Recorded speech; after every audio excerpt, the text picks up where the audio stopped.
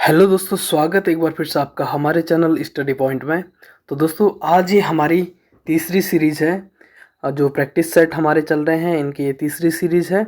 और आपको डेली रात के 9 बजे हमारे चैनल पे एक प्रैक्टिस सेट यहाँ पे मिलने वाला है। और आज के प्रैक्टिस सेट में भी हम आपके लिए 100 क्वेश्चन यहाँ पे लेके आए हैं। तो आप लोग ज़रूर से इस प्रैक्टिस सेट को भी सॉल्व करते हुए चलेंगे। ठीक है, तो आप लोग काउंट करना कि आप लोगों के कितने मार्क्स आ रहे हैं। और अंत में जब आप वीडियो पूरी देख लेंगे तो आप लोग कमेंट बॉक्स में ज़रूर अपने मार्क्स शेयर करना। ठीक है, और साथ ही साथ आप लोग इस चैनल को ज़रूर सब्सक्राइब करें। यदि आपको वीडियो अच्छी लगती है तो वीडियो को लाइक करें, और यदि आपको वीडियो अच्छी नहीं लगती है तो आप लोग वीडियो को डिसलाइक कर सकते हैं। ठीक है, चैनल को ज़रूर शेयर करें, वीडियो को ज़रूर शेयर करें और चैनल को सब्सक्राइब करें। तो चलते हैं क्वेश्चन की ओर। तो पहला क्वेश्चन है, छत्र शब्द का तत्सम छत्र शब्द का तद्भव शब्द है। तो छत्र का जो तद्भव शब्द होता है वो होता है छाता। ठीक है, तद्भव का अर्थ होता है जो हिंदी शब्द होता है, यानी कि हम साधारण भाषा में कह सकते हैं जो हिंदी शब्द होते हैं उनको हम तद्भव कहते हैं। और तत्सम यानी कि उसके समान, यानी कि किसके समान? संस्कृत के समान। तो इसका अर्थ हो गया छत्र का तद्भव हो गया बी छाता। नेक्स्ट है सैंधव, किसका पर्यायवाची शब्द है? तो ये घोड़े का पर्यायवाची शब्द है। तो हाई भी यहाँ पे बहुत बार पूछा जाता है, हाई किसका पर्यायवाची है? तो ये है घोड़े का। क्वेश्चन नंबर 3, शुद्ध वर्तनी वाला शब्द चुनिए। तो इनमें से जो शुद्ध वर्तनी है वो है निर्विघ्न की, यानी कि सी ऑप्शन यहाँ पे सही है। वाकमय किस शब्द का संधि विच्छेद है? तो वाकमय, वाकधनमय किसका संधि विच्छेद है? ये है वांग्मय का। तो वाकधनमय होता है वांग्मय, यानी कि ऑप्शन नंबर बी सही है। क्वेश्चन नंबर 5, इसमें कौन सा समास है? तो इसमें आएगा बहुव्रीहि समास। आगे बढ़ते हैं। क्वेश्चन नंबर 6, कान काटना मुहावरे का सही अर्थ क्या है? तो इसका सही अर्थ होता है मात देना। क्वेश्चन नंबर 7, निश्चल में कौन सी संधि है? तो इसमें संधि है, इसका संधि विच्छेद होता है नि धन छल। तो यहाँ पे विसर्ग का प्रयोग हो रहा है, इसका मतलब ये क्या है? विसर्ग संधि है। ठीक है, तो इसका आंसर हो जाएगा ए विसर्ग संधि। क्वेश्चन नंबर 8, यायावर का अर्थ क्या होता है? तो इसका अर्थ होता है जो एक स्थान पर टिककर नहीं रहता है। तो एक स्थान पर टिककर न रहने वाला क्या कहलाता है? यायावर कहलाता है। गरीबों को वस्त्र दो में कौन सा कारक है? तो यहाँ पे वस्त्र देने की बात हो रही है, तो इसका मतलब यहाँ पे संप्रदान कारक है। क्वेश्चन नंबर 10, चंगेज खां का मूल नाम क्या था? तो चंगेज खां का मूल नाम था तैमुचिन। आगे बढ़ते हैं क्वेश्चन 11 की ओर। अखिल भारतीय किसान सभा के संस्थापक कौन थे? तो ये थे स्वामी सहजानंद सरस्वती। ऑप्शन नंबर 20 सही हो जाएगा। क्वेश्चन नंबर 12, निम्न में कौन the problem of the far east, ये फॉर ईस्ट नहीं होना था, ये होगा far east. The problem of the far east नामक पुस्तक किसने लिखी थी? तो ये लिखी थी लॉर्ड कर्जन ने। नेक्स्ट आगे बढ़ते हैं। ब्रिटिश ईस्ट इंडिया कंपनी ने चाय के व्यापारिक एकाधिकार को कब खो दिया था? तो यहाँ पे जब हम 1813 के चार्टर एक्ट की बात करते हैं तो एकमात्र चाय का एकाधिकार होता है जिसे समाप्त नहीं किया जाता है, बाकी सारे अधिकार इनसे छीन लिए जाते हैं। और इसके ठीक 20 साल के बाद यानी कि 1833 के चार्टर एक्ट के द्वारा जो चाय का एकाधिकार होता है इसे भी छीन लिया जाता है ब्रिटिश ईस्ट इंडिया कंपनी से। ठीक है, आगे बढ़ते हैं। क्वेश्चन नंबर 14, 1905 में क्रांतिकारी संगठन अभिनव भारत किसने अभिनव भारत संगठित किया गया था? तो ये किया गया था महाराष्ट्र में। ठीक है, इसका आंसर हो जाएगा डी। आगे बढ़ते हैं। क्वेश्चन नंबर 15, निम्न में से किन अनुच्छेदों को राष्ट्रीय आपातकाल के दौरान निलंबित नहीं किया जाता है?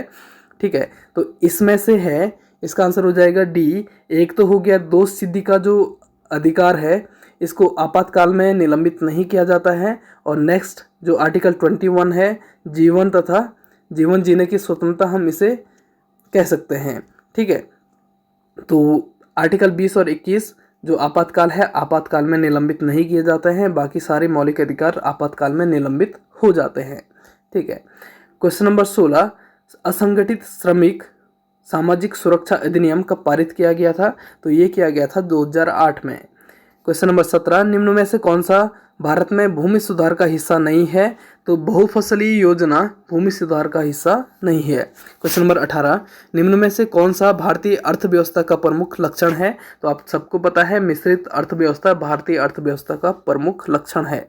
क्वेश्चन नंबर 19, मिश्रित अर्थव्यवस्था का मतलब होता है निजी और सार्वजनिक क्षेत्र दोनों।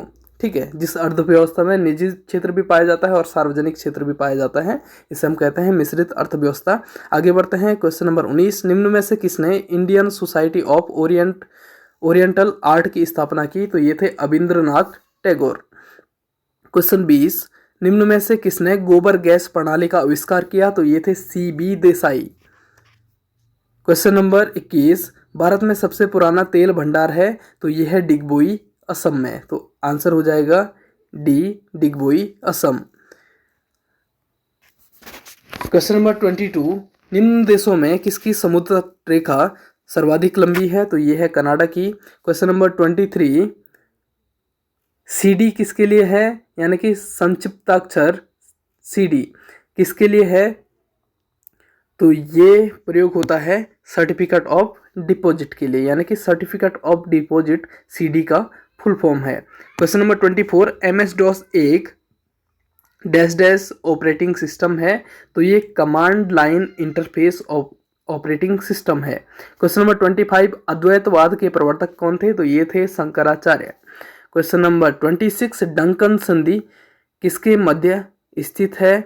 तो यदि हम डंकन संधि की बात करते हैं तो ये हो जाएगा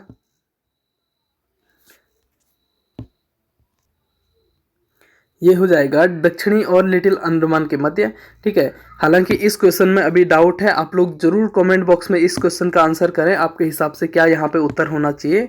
डंकन जल संधि निम्न में से किसके मध्य स्थित है? ठीक है, तो आप लोग जरूर से इसका आंसर कमेंट बॉक्स में लिखें। क्वेश्चन नंबर 27, निम्नलिखित मिट्टियों में से किसे स्वतः जुताई की मिट्टी कहा जाता है? तो ये है कपास मिट्टी को, यानी कि काली मिट्टी को।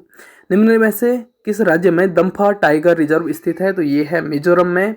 उत्तर मध्य रेलवे जोन का मुख्यालय कौन सा है? तो ये है इलाहाबाद में। क्वेश्चन नंबर 30, मांसपेशियों में किस अम्ल के एकत्रित होने पर थकान महसूस होती है? तो ये है लैक्टिक एसिड।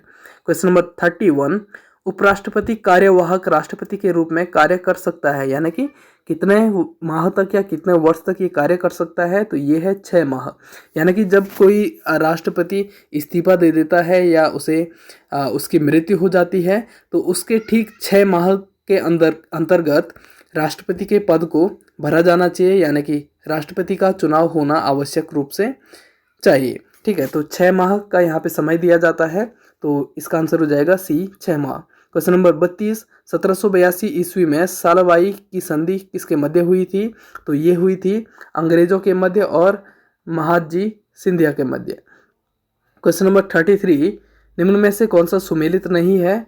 तो आपको पता है केंद्रीय एगमार्क प्रयोगशाला नागपुर में है, AFO का मुख्यालय रोम में है, केंद्रीय चावल अनुसंधान संस्थान या केंद्रीय चावल शोध संस्थान कहाँ पे है? तो इसका आपको पता है ये है कटक, उड़ीसा में। ठीक है, तो ये वाला गलत यहाँ पे हो जाएगा। केंद्रीय आलू शोध संस्थान शिमला में, ये सही है, तो इसका आंसर हो जाएगा C। क्वेश्चन नंबर 34, 14 जुलाई 1942 को कांग्रेस कार्य समिति द्वारा भारत छोड़ो आंदोलन का प्रस्ताव कहाँ पारित किया गया था? तो ये किया गया था वर्धा में। आगे बढ़ते हैं। क्वेश्चन नंबर 35, बंगाल विभाजन के समय बंगाल का लेफ्टिनेंट गवर्नर कौन था? तो ये थे Sir Andrews Fraser. Question number 36, Poona pact संबंधित था? तो ये था दलित वर्गों से। पूना पैक्ट कब हुआ था? 1932 में, गांधी जी और अंबेडकर के मध्य। क्वेश्चन नंबर 37, HTTP का विस्तृत रूप है? तो ये है hyper text transfer protocol. Question number 38, दक्षिण एशियाई क्षेत्रीय सहयोग संगठन यानी कि सार्क की स्थापना कब हुई थी? तो ये हुई थी 1985 में। Question number 39, make in India कार्यक्रम की शुरुआत कब हुई थी? तो ये हुई थी 25 सितंबर, और यहाँ पे इसको थोड़ा चेंज कर लीजिएगा, 2014, 25 सितंबर 2014 में। क्वेश्चन नंबर 40, प्रधानमंत्री जनधन योजना की शुरुआत कब हुई थी? तो आप लोग इसका आंसर कमेंट बॉक्स में जरूर दें, प्रधानमंत्री जनधन योजना की शुरुआत कब हुई थी। ठीक है, ऑप्शन आपके पास है 15 अगस्त, 5 सितंबर, 28 अगस्त और 9 अगस्त, सारे 2014 में हैं। तो आप लोग जरूर से यहाँ पे आंसर देने की कोशिश करें। क्वेश्चन नंबर 41, इग्नू की स्थापना कब हुई थी? तो ये हुई थी 1985 में। क्वेश्चन नंबर 42, अनुच्छेद 45 संबंधित है, ठीक है, तो इसका आंसर हो जाएगा बी, 0 से 6 वर्ष आयु वर्ग की शिक्षा के लिए, ठीक है। पहले ये 6 से 14 आयु वर्ग की शिक्षा के लिए था, लेकिन 86वां संविधान संशोधन 2002 के द्वारा इसको हटाकर आर्टिकल 21A में ऐड कर दिया गया और यहाँ पर जोड़ा गया 0 से 6 वर्ष वर्ग की शिक्षा के लिए, या हम सीधे सीधे डायरेक्टली कह सकते हैं आंगनबाड़ी की स्थापना। क्वेश्चन नंबर 43, राष्ट्रीय नाट्य विद्यालय कहाँ स्थित है? तो ये है दिल्ली में। क्वेश्चन नंबर 44, धूसर मृद भांड किस युग से संबंधित हैं? तो ये हैं वैदिक काल से संबंधित। क्वेश्चन नंबर 45, कालिदास किसके शासनकाल से संबंधित थे? तो इसका आंसर हो जाएगा चंद्रगुप्त द्वितीय या चंद्रगुप्त विक्रमादित्य। क्वेश्चन नंबर 46, प्रसिद्ध तहकीक ए हिंद पुस्तक लिखी गई थी? तो ये लिखी गई थी अल-बरूनी के द्वारा। क्वेश्चन नंबर 47, दक्षिण भारत में सिंचाई व्यवस्था का अग्रदूत किसे माना जाता है? तो ये है sir Arthur cotton. Question number 48, दिए गए शब्दों को अंग्रेजी शब्दकोश के क्रमानुसार रखने पर कौन सा शब्द तीसरे स्थान पर आएगा? तो यहाँ पे आपको क्या करना है, ठीक है, इनके बीच में गैप देखना है, ठीक है। के और एन के बीच में 2 का गैप है, एन और ओ के बीच में कितने का गैप है, और यहाँ पे आप लोग गैप को देखते हुए चलेंगे तो इसका आंसर आ जाएगा डी, ठीक है। आगे बढ़ते हैं। सॉरी, यहाँ पे पूछा गया है दिए गए शब्दों को अंग्रेजी शब्दकोश के अनुसार क्रम में रखने पर कौन सा शब्द आएगा, ठीक है। तो अंग्रेजी शब्दकोश के अनुसार आपको रखना पड़ेगा। और तीसरा शब्द कौन सा आएगा? देखो, पहले सब में के एन कॉमन है, इसके बाद जो KNA वाला है इसको हम पहला नंबर दे देंगे, ठीक है। फिर इसके बाद आता है आई, इसको दूसरा नंबर दे देंगे। फिर दोनों में ओ कॉमन है, और इसके बाद बी आता है, और बी के बाद डब्ल्यू लास्ट में आता है, तो इसका मतलब तीसरे नंबर पर होगा डी। तो आपका आंसर हो जाएगा डी। आगे बढ़ते हैं। क्वेश्चन नंबर 49, किस संख्या का 4/5 भाग उसके 3/4 से 8 अधिक हो तो वह संख्या क्या होगी? तो इसका आंसर हो जाएगा सी, ठीक है। 160 का यदि आप 4/5 भाग कर लेते हैं तो ये हो जाएगा 5 3 जा 15 और 5 2 जा 10, और ये होता है 128, ठीक है। तो 160 का 4/5 होता है 128, लेकिन 160 का 3/4, 160 का 3/4 कितना हो जाएगा? तो ये हो जाएगा 4 चौको 16, 40 और 40 × 120। तो यहाँ पे देखो आप 120 में यानी कि 3/4 में 8 अधिक है, तो इसका आंसर हो जाएगा सी, ठीक है। ऑप्शन से आप सॉल्व कर सकते हो। क्वेश्चन नंबर 50, यदि दो संख्याओं का अनुपात 1:5 हो तो उसका गुणनफल 320 हो जाता है, तो इन दो संख्याओं के वर्गों के बीच कितना अंतर हो जाएगा? तो आप लोग इसको जरूर सॉल्व करके कमेंट बॉक्स में अपना आंसर दें, ठीक है। तो इसका आंसर कितना हो जाएगा और वो दो संख्याएं कौन कौन सी हैं, आप लोग जरूर कमेंट बॉक्स में इसका आंसर दें। तो आज के लिए हम 50 क्वेश्चन आपके करा रहे हैं, और अगली वीडियो में 50 से ज़्यादा यानी कि 51वें क्वेश्चन से लेकर हम चलेंगे, ठीक है। इस वीडियो को आप लोग जरूर लाइक या डिसलाइक दें। यदि आपको वीडियो अच्छी लगी, क्वेश्चन अच्छे लगे तो आप लोग लाइक कर सकते हैं। यदि आपको वीडियो अच्छी नहीं लगती है तो आप लोग डिसलाइक कर सकते हैं, ठीक है। वीडियो को देखने के लिए धन्यवाद। Good luck, good bye.